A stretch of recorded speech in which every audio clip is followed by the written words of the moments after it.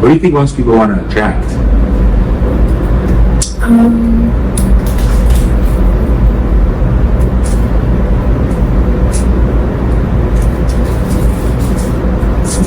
Love. I think a lot of people are like obsessed with someone, maybe. Yeah. Have you ever had that? Like unrequited obsession?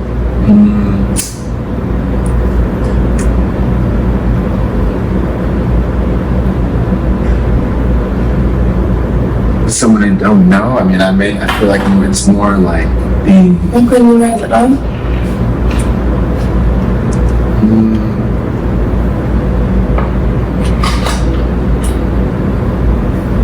I don't know, actually. I feel like I have a crush on somebody, maybe. But I don't think I would be like.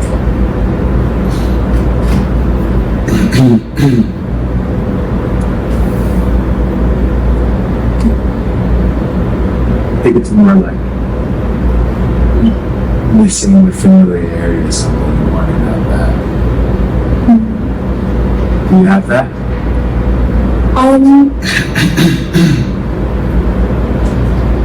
I think in the past, before I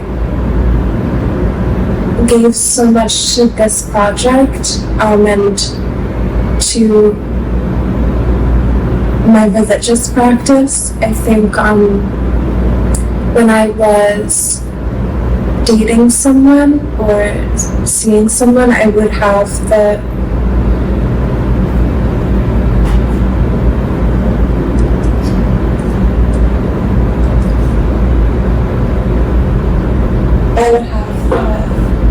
inclination to sort of like wrap around them like a spider catches a fly, just like in every single way, like up, down, all around, inside out, like, do you know what I mean? Yeah, I know what you mean. Like, just really like, yeah, like urgent, like it's like I have to be like smothered. Yeah. Yeah, I think girls and boys are different. When I've received that from a boy, it's really not felt nice. I mean, it's not a nice thing to do to someone. I know that now. You know that now? No, yeah, though it's just not like loving, to like force. Yeah. So you think a lot of people are dealing with feelings like that. You're trying to speak to,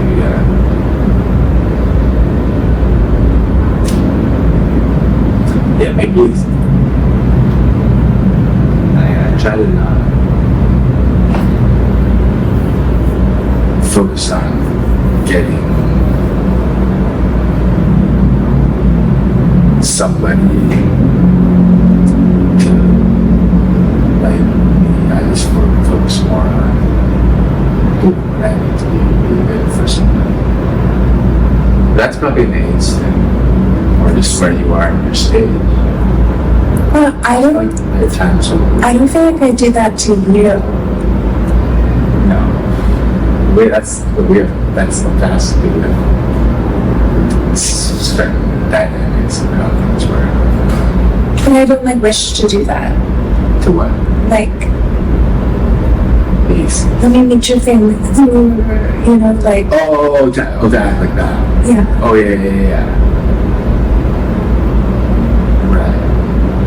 I mean, a partner it's like a big deal. Like, it's like two lives, separate lives, an osmosis of them. And if you really don't like your life and you really like someone else's life, like, you're gonna want to be all up in it, Yeah. Yeah, that's what I usually feel when somebody is coming at me like that. It's like they don't realize that it's not going to be someone else is going to solve their problems. But it's a nice state to be in when you're all excited about it. Or it's not necessarily nice, but at least it's something to feel all excited about somebody. I think it's nice to be excited. Yeah. But I think,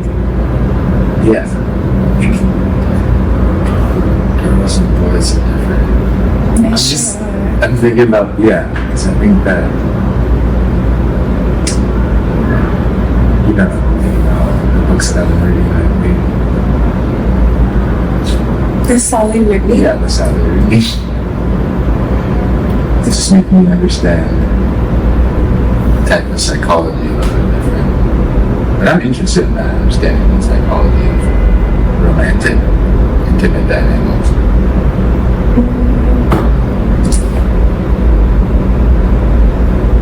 I think for girls and women, or maybe mostly girls, I don't really know,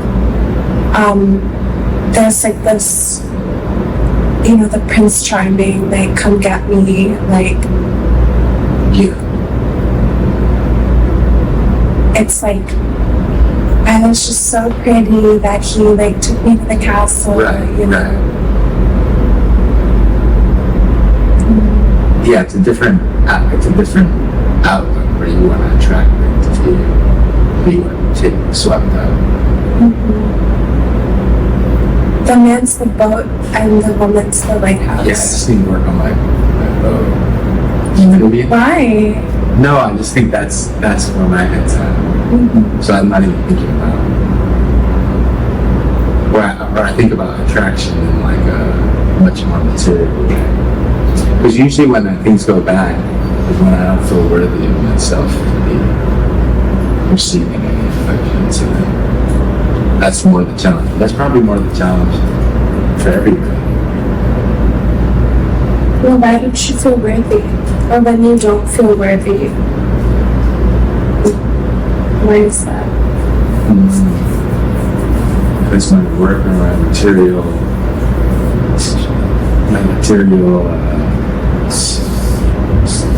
stability on my work, stability isn't where I want to be.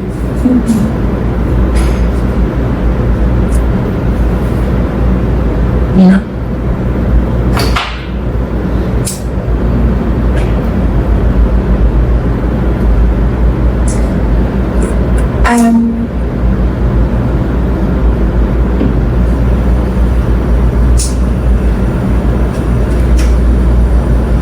When I was very little, someone who really loved me left me in a really bad situation, knowingly, and so I think I have that, like I suspect that everyone who loves me will leave me in a bad situation.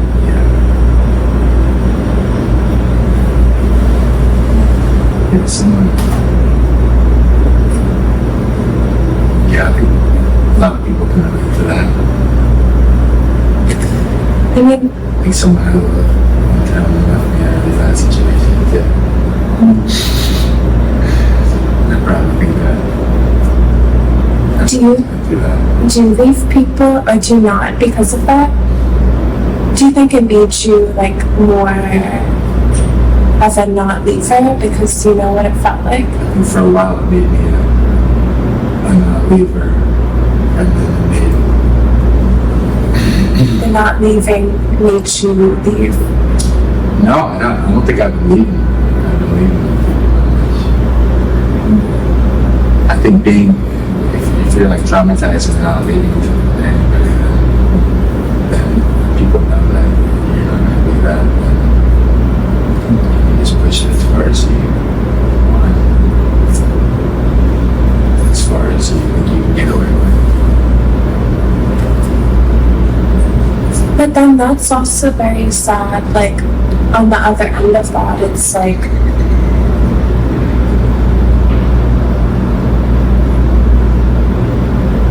I don't know, it doesn't feel good to get away with stuff, you know, like to be like sneaky and like because even if no one else notices, but you know that about yourself, like that's not like a good place to be in, you know? No, it's not good. Like there's like an ecosystem and we're all a part of it and every role exists in it, and I feel like that sort of role, like taking advantage, like getting what you can is like for unfortunate people who like are really desperate, you know?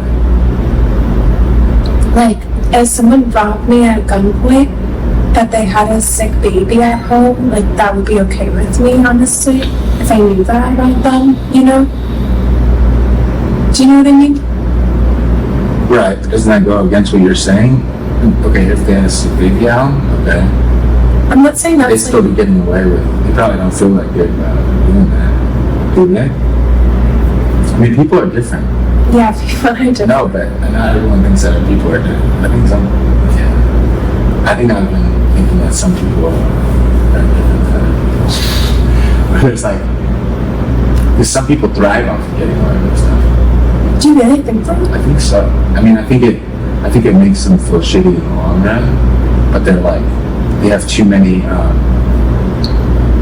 kind of unresolved things that they're kind of operating more in like a ego-based place and don't even really realize what they're doing. There's like levels of consciousness, I feel like. That really scares me, that I'm not realizing something, and I'm sure there are things I'm not realizing. You know what I mean, though? Like, Definitely. I would say that's like my practice, and that's my greatest thing that I focus on, is just like knowing myself as best as possible. Yeah, I think that's what was driving a lot of the way I would write before. Is to write, was to like try to gain more self-awareness. But now I want to like have all the self-awareness and all the awareness of everything and like craft something perfect. I'll talk about your book just because I think many people don't know anything. Sean wrote a book. What, you were maybe like 25 when it was taking place, like the story? No, it was 26. Yeah. 26. Yeah. I gotta say this well. And it's like, it's just sort of like what was going on for him and what he was going through at that time, that he writes it in a way that's like, almost like brutally self-aware, like it's very honest, and it's also very youthful, and it's sort of like picking apart a life that is very, like a very normal life, like a mundane life. And then I mean, a catastrophe happens, but it's like sort of a character study of a type of person that I don't think has been looked at in that way, at least in a modern lens. So interesting to get to a live understanding of it. You feel like it was me writing about what I was going through, just what I was going through that time? I mean, you talk about other things as well, but it's like, if I was to say in one sentence, it's like a story of a boy who lives in Philly and does Postmates and has eczema and like likes girls. You know.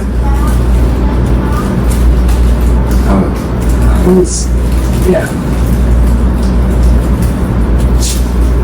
And I think what I found really moving about it is like,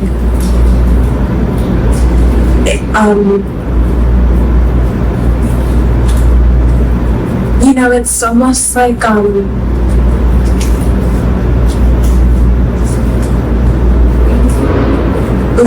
he's like a bit of a low life, you know, like he like rents this room and like does these odd jobs, and like he just goes so deep into it, like into his psyche and like understanding, and his family comes into it, you know, and like all these things from his past, like it's very like referential. And I think what's touching about it is it's just like the human experience is so precious, you know, like it's so just like being alive and feeling and learning, and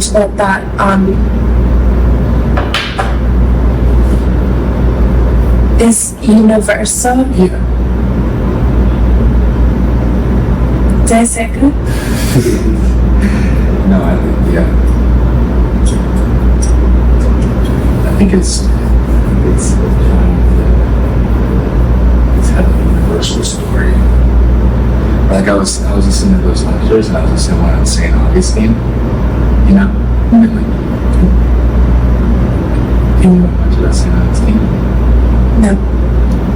Can you heard like the Confessions? Okay, it's like one of the first autobiographies. But he was a saint, and he was like writing like 100 years after Jesus.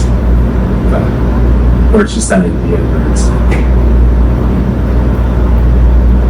it's an autobiography that takes on it's trying to focus on like a universal parts of autobiography of like passion and something back. So, but I guess for you it seems because you know us living in Philly at that time, so maybe we know much more than most about each other than most people know. So then it seems like it's just really about my life. It's also for the universal aspect of it, like let's say.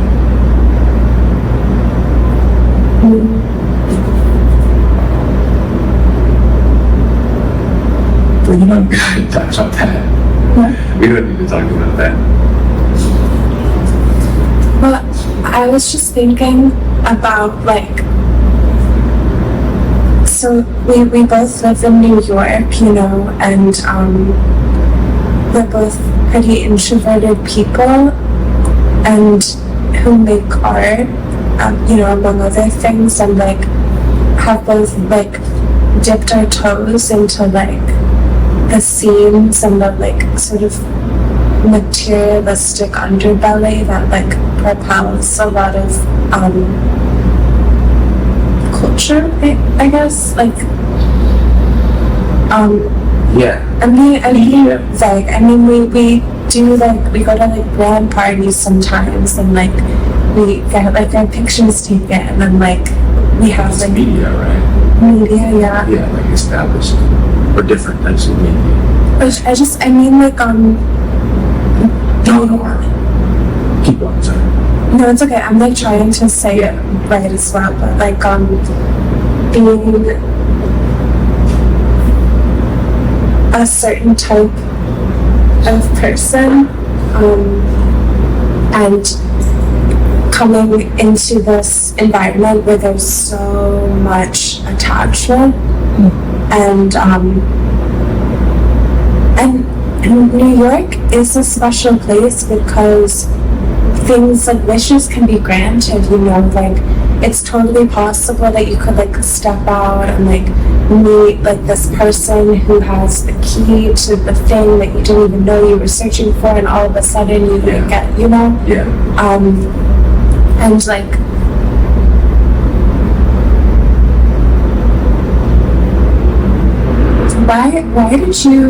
why do you live here? Well, I moved here partially, specifically with an understanding of how the publishing world works. You know? I think that's what it is. You have people who make stuff and then people who, I mean, literally most of the publishing houses are in New York, you know? So, and I came here for school, you know? I think that when you look at kind of who is being published and like look at where their life came from, they're oftentimes from New York, you know what I mean? But I think what's happening now is that you don't need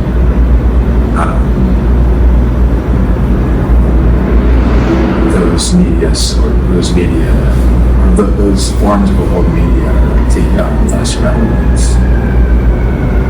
Because it's also just people who have those jobs. You know? And maybe I achieved what I wanted to achieve just like publishing something in a way that like mainstream media would have to reckon with it. But most people who write things that are important historically like are only writing their truth.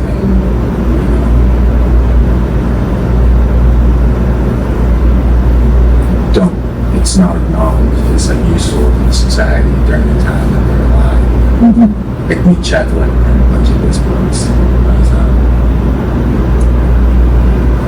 And we were saying before about trying to develop a secure sense of security where nothing can be taken from you.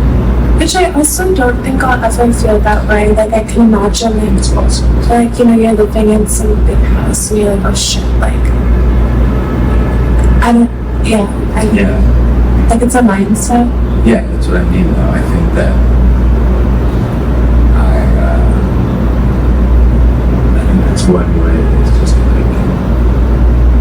like working on things that you know, not worrying about the immediate thing, putting attention to like meeting the right people.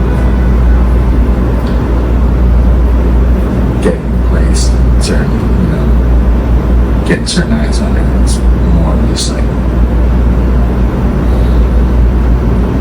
writing the thing that people actually need.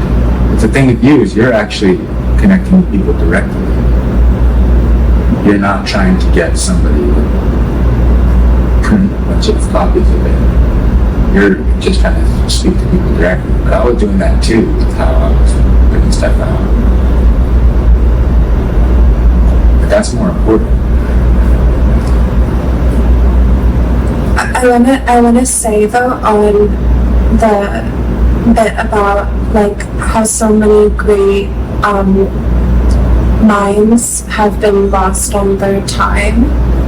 You know, you're saying I think with the state of the world now, it is urgent for people to connect, and I think that regardless of what the past looked like and what people were needing then, it's like you owe it to your world to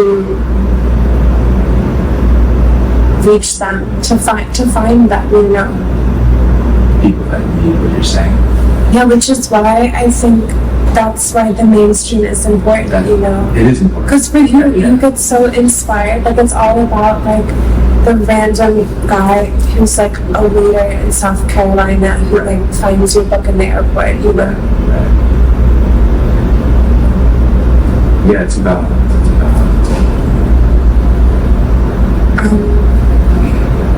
you can't lose sight of saying what people actually need to hear and focusing on actual problems in the world differently.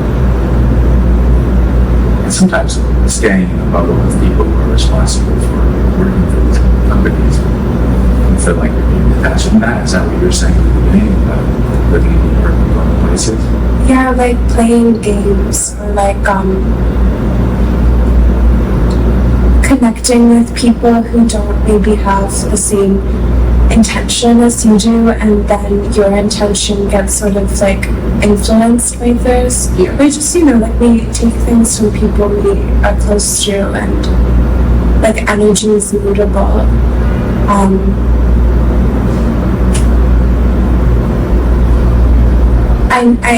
I felt like a ghost before I came here. I had no like identification. I had no address. I had never lived somewhere. I had never had a credit card. I had been in like 5 countries over like 2 years, like and I felt like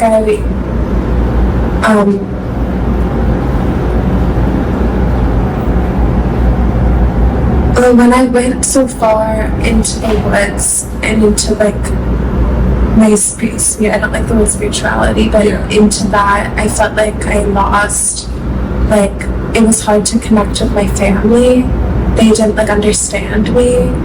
I didn't know, it was like too complicated to like explain or to share, and I tried and it didn't work, and I realized like that's what I'm most loyal to, you know, is like where I'm from and the people who like try so hard to stay attached to me. And I came here because I wanted to be a real person, like just like have a home and like an address and like friends and like a neighborhood and like and also because like I do want to be in the world, you know, I love the world, I love people, and I want to like try my best to stay within the context I was born from. I mean, that's like what I'm reaching for. It's like to like have this and bring it, like, you know. And that's why, Sean, that's why I do like the photos and like that stuff, is because that context and understanding that like at this time as I'm like making these things and trying in this way, I'm also like even more like them than I've ever been, you know. I'm like, yeah, you know, yeah, more like your family. Yeah, and the people who love me and rely on me in the world, you know, like who. Oh, the people who, Yeah, your fans. Yeah, people who follow you. Yeah. Yeah, I went through that. I went through that kind of thing too, where I was being very nomadic, and then I decided to try to officialize myself, and that's why I came back to school. mm-hmm. But it's good to go on that journey and try to go into the program, into the woods, and then come back and share what you found. I think stories like that are. I don't know where I am now that I'm trying to. I guess I have officialized myself. Now I just have to keep going. You can't have both, you know, like, or maybe you can. I don't know. Yeah, I think you. I think. Why not? Well.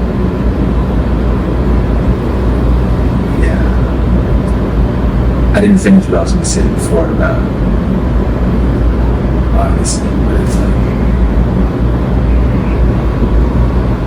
yeah, like that story is the story about like doing that similar thing that you did, of like feeling a sense of alienation and then going completely outside of the city walls or whatever that means, and then like coming to a spiritual understanding of what you're here to do.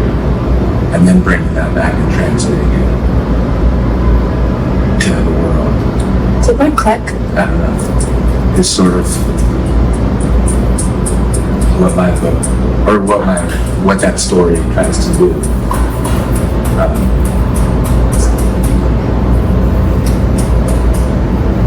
And it's like sort of the important. There's an archetypal element of that journey.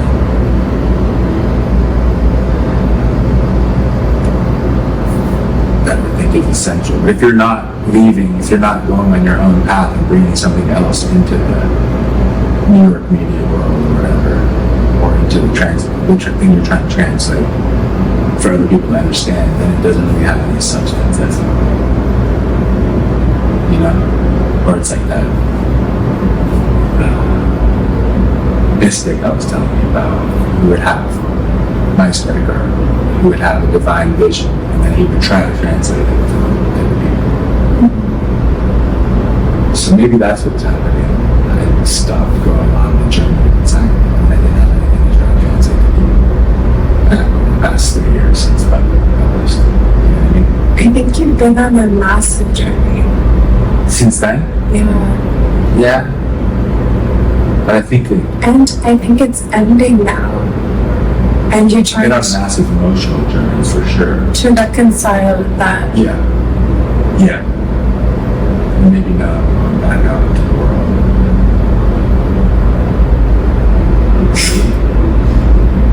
Do you feel like you've been on a journey since you've been here? I was in a really difficult situation when I first moved here. And I never like shared this, but I was just in a living situation that was really unhealthy for me.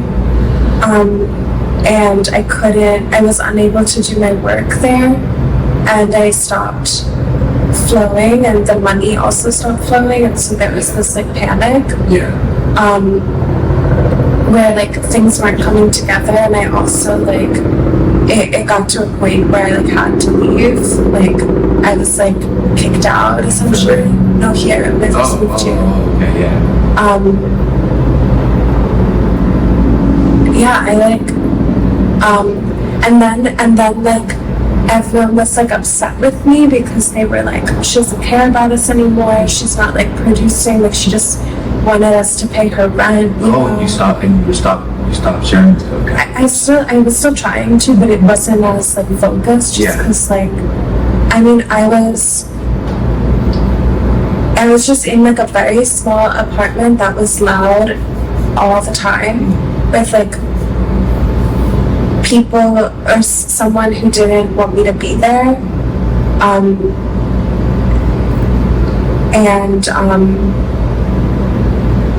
I'm also like, I'm just very sensitive, and like I hadn't lived with other people besides like like a boyfriend ever, or since I guess like I was a teenager. Just like sort of like emergency moved into this other sublet that was like in a pretty difficult area, but nice girls, and sort of like recuperating, and that was like a bit better, and like I could like say to them like, hey, I'm gonna film for a while, could you be quiet? And that was like okay, but also it's like I don't love doing that. Like they were totally good about it, but it's like attention everyone, like I'm gonna be recording in my group, and then finally getting an apartment of my own, which was just really difficult because I don't have any records, and the way I make money is so strange. Like people here are just like, get the fuck out, like what are you talking about? And I remember like literally praying to God, like tears, saying, please, I need a home. I will do whatever you want, like whatever you ask of me I will do, but I need a home. I haven't asked you for anything in a long time, like give me a home. The next day I got this, and it was like effortless, it was like they were just like, yeah, please take it, like sign here, they didn't even ask me for like tax returns or anything. And then this place also is so perfect for me because like just like such a good light and so quiet and so central, and like so yeah, I guess just like finding, I've never had an apartment of my own, like it's always been like, can I like stay here another month, do you think, like and like what furniture do I want, like how am I gonna, like how do I set this up for myself? And then everything kind of blossoming from that, like it's sort of legitimizing me in like the 3D way, where it was like, now you can have friends, and like you can like have jobs, and like this is who you are, this is where you live. And now that I'm here, I'm kind of like, and I met you as soon as I moved here, like like they're like, all right, we'll throw him in with the apartment. And that this wouldn't have worked if I had been living like that. Like we wouldn't have been able to do it,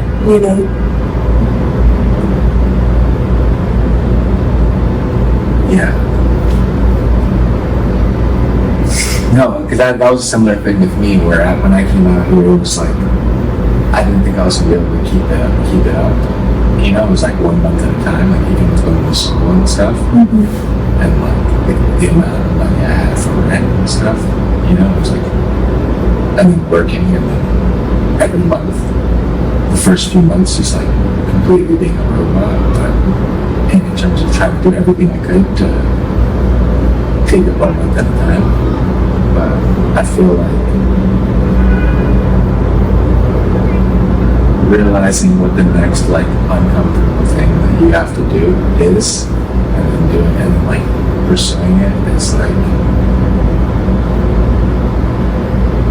doesn't always mean like going out into the woods could mean like doing what you're doing now. You know what I mean? I think just what happened for me in the past few years was like doing the thing that I thought I wanted, you know, and then not having to push myself to like figure out what the next uncomfortable thing was. But now God's making me do that. You know what I mean? I think oftentimes what you feel uncomfortable about is like an indicator that you have to go that way. Yeah. Because it makes you more tender-hearted and brave to connect with those feelings and sort of like take yourself through them. Yeah. Like see the way, yeah.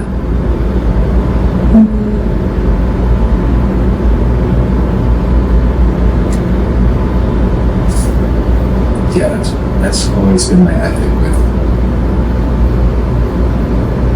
writing. It's like write the thing you're most uncomfortable writing or scared to write.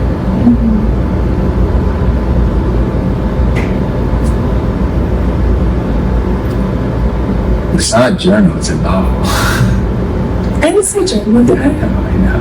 but it's a bit diaristic. Like it The is. form is diaristic, but it's a novel. Well, yeah, like a novel by definition is like 200 pages or more of a plot. Right, it's a classical coming of age stuff novel. You know? Or like it's like a self-discovery story. Just all in a certain form. Something I think you said to me before is that you're not very interested in like fantasy or fiction, if that way. Do you know what I mean? Why is that? Well, that's because the book, that's what the book has to, or I'm only interested in things that tell the truth about the world. If someone isn't relying on their own lived experience, you can still tell the truth through a different form. Well, okay, you've read Harry Potter, right? That's like a total fantasy. And a lot of, I think and you know, it's for kids, but a lot of what made it so successful was that it was this, you know, this world where, you know, there was magic and excitement, but there was also like courage and like people sticking up for each other and being good to each other and like learning how to love each other and like, and so obviously like I'm sure there were like elements of J.K. Rowling's life in it, you know, and it's like totally fiction, but like, you know, when like someone's like about to kill Ginny Weasley and the mom is like, stay away from my daughter, and you bitch, and it's the only curse in the book. I was crying reading that as a kid. Like it was like so beautiful to me. Like it's like she's gonna save her daughter, you know? Yeah. No, I love those books growing up. But it's also those totally participate in all of the archetypes as well. Because Harry's like The chosen one. And then he has to go on his like journey of self-discovery. And then Ron is wearing the Horcrux and he gets jealous. And then he goes off and they're not friends for a little bit. Oh yeah. The Horcrux. It was like when they're, I don't be knowing too much about these books, but like, I love it. It's right. it was like Voldemort divided. Oh yeah, because you were alive when they were coming out. Yeah. He was a little child when he came out. Did you like go to the bookstore like, on the day? Oh, that's cute. Yeah. And like everyone's there, But the costume. that's funny that you asked me that, because that's literally the one thing I have in my notes out, where it's like, I don't write auto-fiction. I don't write fiction. I write the truth. Okay, well, this is all it's an idea I had to you about. It's about, it's more about telling a mythological story that is helpful to in a universal way. And my chosen way of doing it has been, or I think like there's something that's going on where like, using my whole life is, that's like my chosen path of like trying to, like the whole thing we're talking about figuring out the next thing that you need to do is like living in a way where everything that you do is part of your art. That's like my religion. Do you know Tibetan? Did it come again? He was a monk. He died. I think he died last year. But he was a really gifted writer. Like he writes beautifully and like honestly, Thich Nhat Hanh and Pema Chodron and like Chogyam Trungpa as well. Like I'm so grateful that they wrote. Like I'm so grateful for Pema Chodron. Like she's Irish and Irish American and didn't become ordained until later in her life, and she was like a punk when she was younger, and like being able to like bridge that gap and like tell it to me in a way that I understand, you know, like being a monk. Yeah, or just like those lessons, like digesting them, and but anyways, Thich Nhat Hanh, what was I gonna say? It's just his whole thing was like by cultivating mindfulness, every second, every moment is an art, you know? Yeah. Every step you take is like kissing the ground, like just living in that way, you know? Yeah. He has these little booklets like on anger, on fighting, on missing someone, and you just can literally just take them and That's a little book you're reading a lot. I've gifted them, but I don't really. Yeah. I guess that's what it is. It's like I'm only interested in the stories that are helpful for when you're like feeling completely alienated or misunderstood or hopeless, which is what the religious stories tell you. So that's why I feel like I'm personal. I mean, someone used it one time, and I never always used to like say that. I never said it before, but there's the story that someone said it. I don't really like it when the reason why it's presented like a diary is because then people can say, "Oh, this is my life. Oh, my life is part of an archetypal story." So then when I'm totally down and out, I can conceptualize my life through other stories and know that it's part of some bigger story, and I don't need to know the meaning of it now. I can have faith that it's part of some bigger story. So it's presented like that, so other people can put themselves in their shoes, you know. But it's only concerned with like, it's not a journal so far as it's not just like dispatches randomly put down, you know. It's only concerned with the universal element, the 11111. The clock. What clock? This clock. It's 1:11, 11 seconds. Look, see? Yeah, that's crazy. Yeah.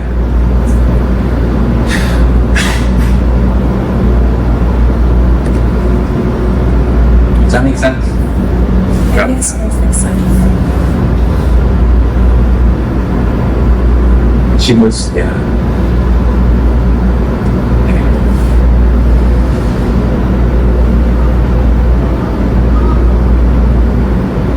And I think it's very painful when you're trying and how do I put this? Because like I'm confused all the time. Like there's 100% things thousands of things I've done that haven't had a pure intention, you know, or things I've put out that haven't had a pure intention, but like when someone doesn't see the good in you, you know, and is like, it's like a child feeling. It's like, wait, you guys don't like me? Yeah. Like I just wanted to play. Like, why don't you like me? You know?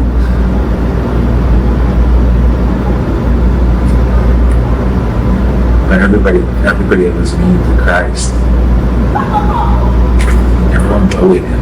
But you also, and he redeemed all of humanity. you have to remember, Sean, that from the outside, like from a distance, it looks like you have everything in the world, you know, and like Me. yeah, and me as well. I've been incredibly blessed, or, you know, like I think my life is like as hard as a regular person's, but it just seems like I know. That's a difficult thing. It's like in the beginning when you said, you know, when I asked you who you don't like, you said people who punch down. I remember seeing that in reaction to me finally writing something about someone said, all the stuff that happened. Someone in the comments going, you don't punch down, yeah, you know? And it's like, but I think it's because people think that I have everything based on the things that they want. Last night I ran into an old friend who said some mean things about me, and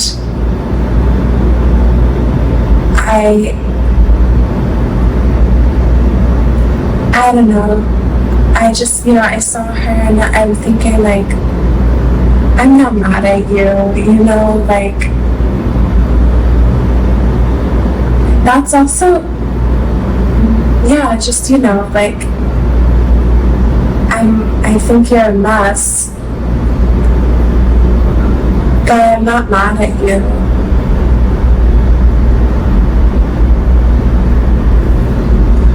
It's very close. But then I don't know, because at the same time, like,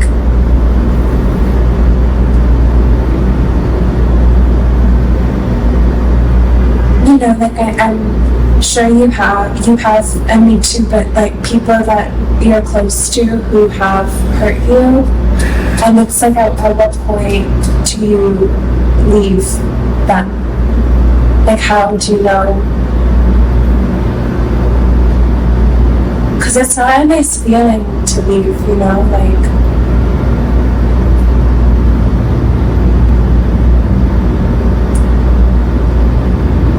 I think that's when you know.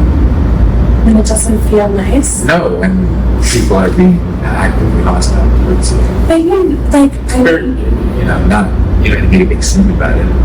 but you know, like, even like for us, like I've done wrong unto you and you've done wrong unto me. You have? Yeah, I said sorry.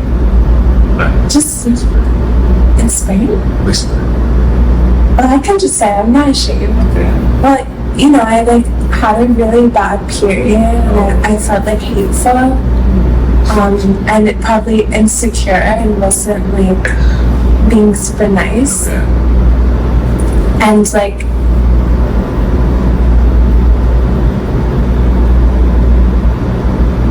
yeah, like I don't know, I don't mean this question like in our context, Yes, yeah. but like I got you. Yeah. But I think there's certain people or in a relationship, you're kind of like, it's a different kind of like contract, sort of, you know, and the lines of what constitutes breaking that contract are different than like an online friendship or something like that. Yeah. You know what I mean? Mm-hmm.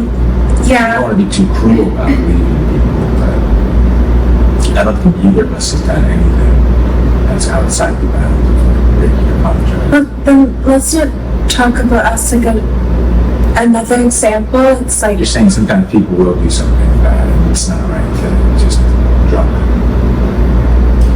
well, you were telling me recently about your friend who did something you didn't like, but you still want to be friends, you know? Or I don't remember. Last night, and you were texting. Oh, yeah. And it's, you know, just like, how do you know? But I think in that context, I was being a little bit prideful about what I was upset about in the first place. Where you put yourself in someone else's shoes and, you know, or being a little petty. You can be acknowledging when you're being a little petty. And maybe someone's going through something and they want some attention. Okay, But actively being hostile and, you know, making a fake name and talking shit. okay, let go of that. Okay. Like, But, you know, being brothers with something, you know, you fight. Yeah, maybe some people who get into the domain of family have a different type of fight. Believe me. There's some people you're gonna be with no matter what. Maybe trying to apply that to how you view a relationship. I keep bringing it back to what we're talking about. You're saying, you're trying to make the point that sometimes someone will do something you don't. So what, you don't want to be, well, you think you're going to be friends with your friend anymore? You saw the other day, your little friend? I don't want to. But were you guys like sisters? Okay, then, see? But, you know, Judas was, no, he was one of the 12 disciples. And they were bros for sure, Judas and Jesus, before he betrayed and turned them over to, he snitched on them, turned them over to the feds because he wanted 30 coins. And I've had relationships like that before. We don't talk anymore, and I know she still loves me. I don't know if she likes me, you know? Yeah.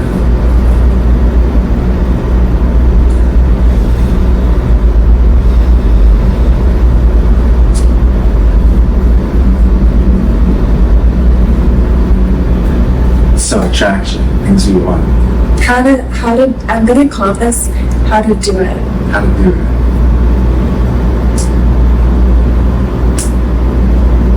So how do you do it? You were asking me how to create a great life. Do you want to talk about that? Okay.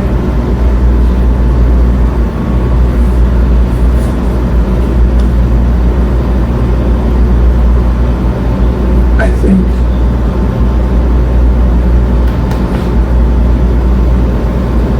you must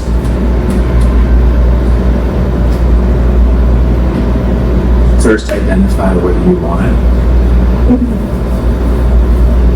Well, I never know what I want. right.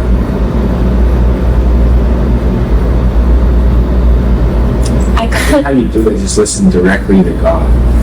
triggered today because What? we were filming for a documentary, and the guy who was doing it kept like asking me, and he didn't mean anything by it, but he's just like, where are you comfortable filming? Well, what did you mean by that? Great. Do you want to talk about this a little bit? Well, we can talk about it a little bit. I think just like, do you know Ethel Kane? I'm like name dropping like crazy. She made an album that is like very successful, and I don't listen to music so much, but I think I was listening to that at like a really pivotal time in my life, and I feel like that album, it's like she could die knowing that she did that truth, you know, that like getting the feeling, and it's like, here it is, you know, and it's like, I mean, I guess there's not really any controversy about her, but it's like, no matter what she does, like, no one can deny what that was, you know, and like what that did. Yeah.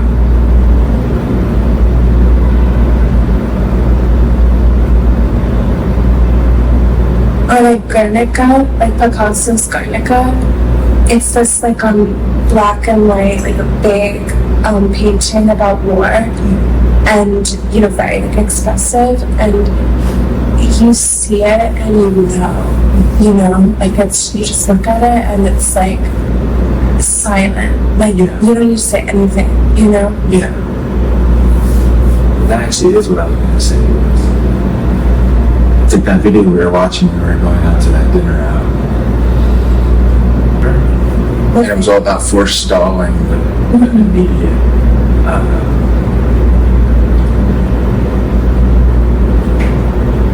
immediate gratification and putting everything into whatever your chosen medium is, and like trying to stay connected to the world enough to feel what the world is feeling, and then kind of only caring about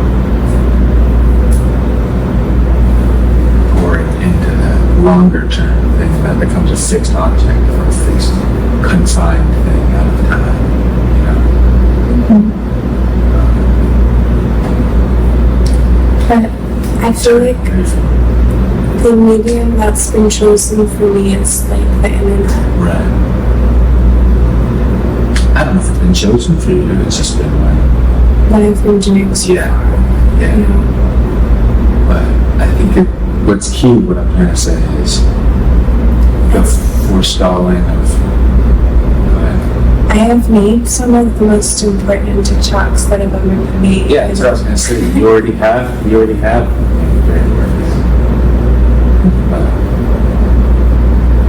Which, like, yeah, I guess it is a little bit confusing with the internet because there's so much reaction to it. But I think like, and it's so saturated as well. right. I think there's like a turning away from kind of more passing opinions and views and fads. Only that's why I'm only focused on. I feel like for this I need to know every great work and why it's timeless. In the field I'm working in, which is like, you know what I mean? That's like could be relevant to my work, which is like retellings of the first stories. You know what I mean? But in order to be able to do that, you have to kind of not pay attention to the drama and kind of like restless energy of like the current scene or whatever. And you have to be able to have periods where like you kind of withdraw into the background. You're only putting your time in the longer term thing, maybe. I don't know.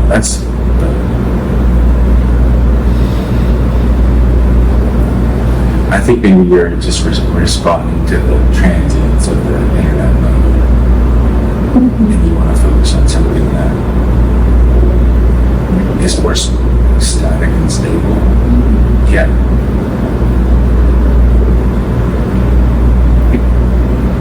I think you're probably doing that. No, it's not like. But you don't like books. No, here's the thing. Yeah. I love reading. I've always loved reading. I've read more than the average person. Not more than you know. And you're a very fast reader. I read fast.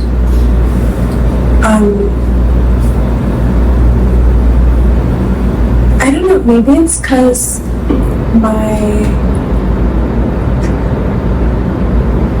You should maybe look at the afterwards. Aphorisms is so, like, someone else could do that for me. No, but I mean like tenets. See, that's the thing. I honestly feel like I am only concerned. I feel like I'm a religious writer. I'm only concerned with producing a religious text, and I feel like I already have, but most people don't realize that that's what it is. Some people do. Some people have said this literally brought me out of the darkness, out of the deep depths. Like what do they say? When you're really feeling really down, open up the Gospel of John. And just, No, for real. Right, but that's the only thing I'm interested in producing. There were times when, there's a word from the medieval times called imitatio Christi. You heard this word? Imitation of Christ. Yeah, like people would try to live that way, and that was so much so that's a word. No one tries to do that. But the more I think about it, I'm so primed for that orientation towards the world of religious writing, the way my parents raised me. Well, that's the other thing is I feel like it's a mesh of your desire or your wish to fulfill for yourself and also the context which you come from. Right. Like all of the answers lie in things you've already been through. Like I say, when I was 9, I drew this character. I think her name was Yolanda, and I would always draw her you drew her that when you were younger for school, and she was the character in every assignment. And there was this girl who was very popular, and she adapted the style. She started drawing Yolanda and all the characters, and then all her friends started doing it, and every girl in the school would draw in this way because it was easy. It was when we were kids, and it was and then she got credit, sort of it was that's shit. Hook it up. 1:30. Yeah, that was a tweet I did a long time ago when I really would think about my tweets and try to make them express exactly how I feel. And I remember someone asked, what I think, really when I was really treating Twitter that way, where I try to articulate things. And then I remember when I got interviewed for Fuckboy First, they asked me about that tweet. So that was kind of an internet thing being put into print. But it was finding your voice just means emphasizing and accentuating all those parts that you previously felt most embarrassed about yourself. I'm trying to think what I was. But or that you felt, I can't remember what I worded it because it was / embarrassed about, but it's sort of that seemed too obvious. Because oftentimes I feel when you ascend as an artist, you're sort of just realizing that everything you've been through and you know so much about yourself is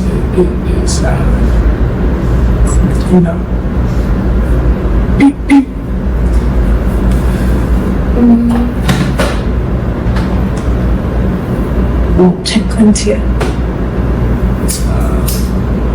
that's God blowing a gust of wind. Well, what are the breadcrumbs from your past or from your childhood that are obvious to you now that indicate? Exactly. Well, I think what?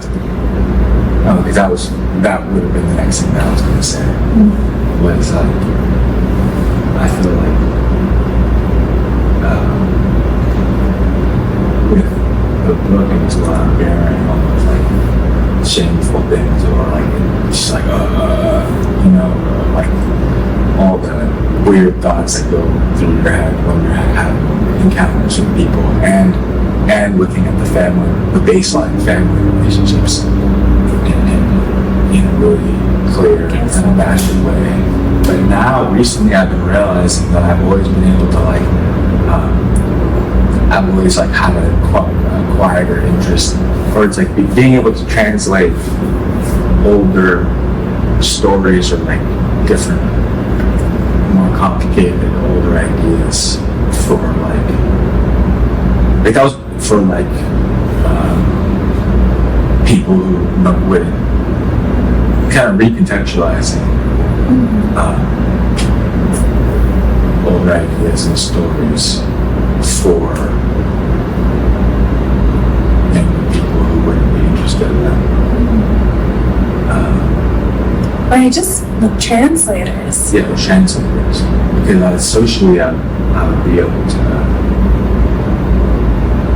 engage with people that the nerdy kid who know all the books couldn't talk to. And in college, I was tutoring my teacher's kid. He was this bad kid in high school. I was Lucy, bro, catch the rise. You know? And that's what Dion would always tell me to do. He would tell me to retell mythical stories. He wanted to put out a book of short stories, so it's just me retelling all, not mythical necessarily classic, yeah, mythical stories. And then also just realizing how weird it was that my household was weirdly religious, or not religious, but spiritual and stuff. Secular. Well, I mean, I guess my dad was literally trying to be a priest. They had all these esoteric ideas that have an element of spirituality that isn't really in the mainstream now. You know what I mean? These kind of more esoteric ideas, living your life in a way that's a search. Well, I think it's very interesting how you were raised, your parents prioritized health in this way that was kind of almost a rebellion, because they were poor, and one of the ways that just want to be careful, poor people eat food with poor nutrients, and that's something that keeps them there, and the government exactly. And now that's a bit more common, it's a bit trendy to eat in that way, but that you grew up that way, it's really interesting to me. And that when you get sick, they wouldn't take you to the doctor necessarily, Right. Yeah, and being able to be sure of that when no one else around you was like that, maybe, Exactly. Prioritizing an alternative education that they really believed in. Yeah. Taking the idea of a calling very seriously in an almost kooky way, But then because I was being able to socially interact or communicate with different types of people. On my end, it was that my mom is so culturally informed when it comes to art and literature. Yeah. We would go to museums and she could talk about a painting for an hour, who made it, where he was, what this movement was, and Mom, stop, it's so embarrassing. Yeah. But that's invaluable, and no one else like me had that voice. Right. But see, it's about accepting all the different parts of yourself that are so close to you that you almost feel embarrassed. That's I think that's. I mean, I wasn't so embarrassed. I know.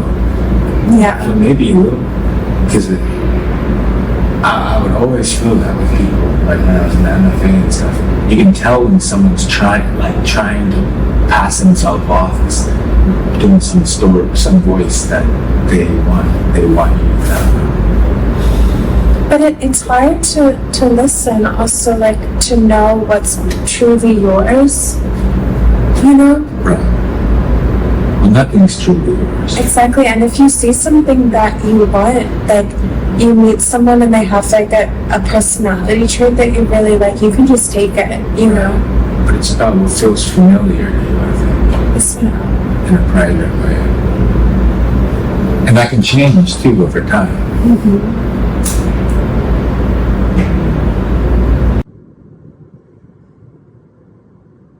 That means, What does it mean?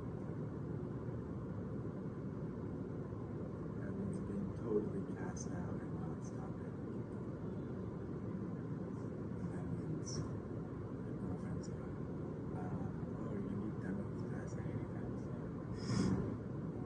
They say you, oh, she's a little fake. No, it's just And because I even miss then, you. you still keep going, true. It's just that I miss you. Even then, you still keep going. And you look at your whole community and they go, you have everything, we have nothing, we hate you. And you still keep going. And that is a choice you No, make. you know. And not everyone does that. It's not a hard part. That's something that I am struggling with in this environment. Right. Is that this sounds so egotistical, but everything I do is celebrated by the people around me. You know, it wasn't like that before, and now it's like, oh, you're so cool, like, wow, like that's genius. Well, Like, maybe that's the next level. Is just to find some enemies. no, it's no. Not only do you keep going when people are turned on you, you keep going when everyone celebrates you.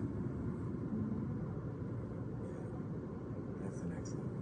I don't know if maybe I didn't. No, I was dealing with other stuff too. But somehow I do feel like I achieved a level of comfort and stability that I've never experienced over the past 3 years, and I was receiving an amount of attention, good or bad, that I never received. And I feel like I wasn't working. Well, yeah, I was working, but let's just say I wasn't working with the type of rigor and like all or nothing, life or death. You know, like Richard Ford says, every single morning you wake up and you sit down at your desk and you decide, today I'm gonna write a masterpiece. But do you know what I mean? Like there's kind of no time.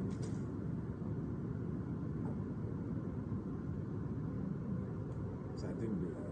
I was getting too celebrated. I don't think I was just getting celebrated. I was definitely getting celebrated.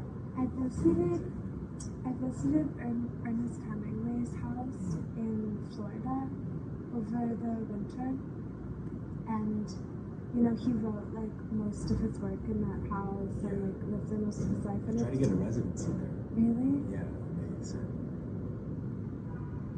Try back next year. I don't know where they would put you though, because it's like tours all day. Like upstairs someplace is the residency. Yeah, but it's like Yeah. I don't know if that's the best place. Yeah. But I've never been there. anyways, like he got the house from like, I don't remember exactly, but it's like a gorgeous grounds, you know, like you have like maids in his time, and like there's like cats, and the weather there is like intoxicating, and like then he had his office that was above the stables, I think, Yeah, and that's like where everything is laid out for him. Yeah. But I wonder, it's like, how are you, like, where was his, you know, like, This is what.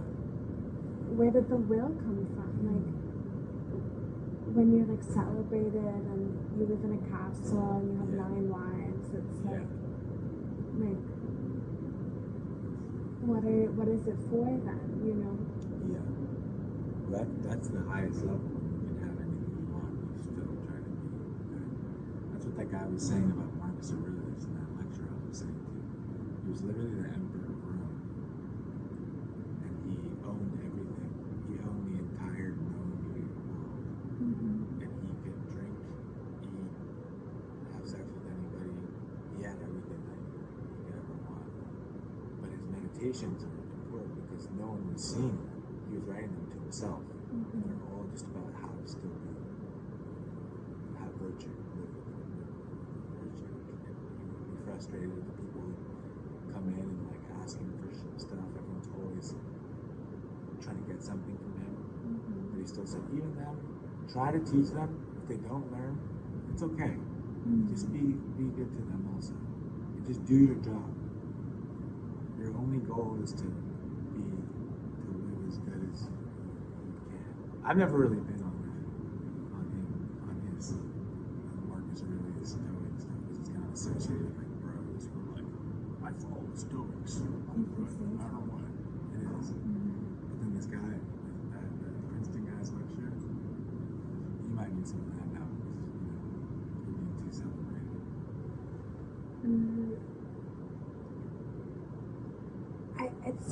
It's not exactly like I'm like, yay, like this is so good, I love it, it's just, it kind of makes me nervous. It's like, what's going on? Like, I feel sometimes when I'm walking out the street to go to Juice Press, I feel like I'm gonna get smited. Like, I feel like God is gonna send a lightning bolt to me. Thomas Aquinas when he got Yeah. hit with the mosquito. Yeah. Sometimes God does do that. But you can't control that. So. I mean,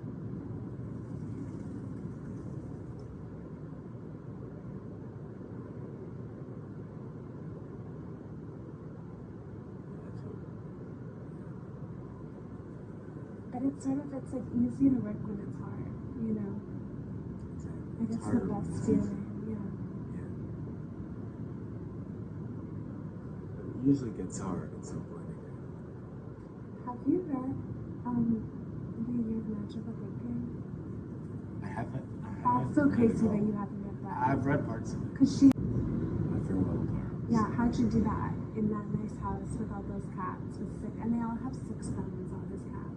6 thumbs or 6 6 thumbs. fingers?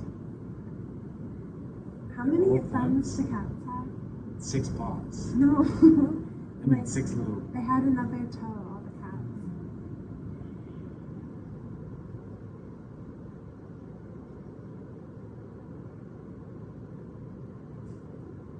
But I don't know, I guess we're figuring that out.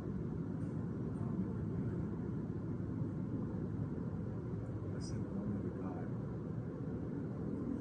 But it's hard to tell when it's God or when it's someone else. And maybe it's all God, and then it's like what God are you preferring? We don't have much time. I think when you become aware. Yeah, it's like the first story. That Gilgamesh story, the first story that led to the Old Testament. It's about the first human writing down the story where he becomes aware of his own death and he's going to die. And that marks a huge evolution. That marks the first step in human history of humans thinking of themselves as having an ego and not just responding to things like an animal or something. And that's probably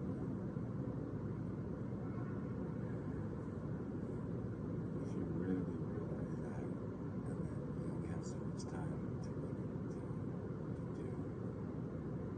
the task is that you're able to do it even if you have 6 lives and 9 lives and a beautiful property. It might have only been 4 or 5 lives.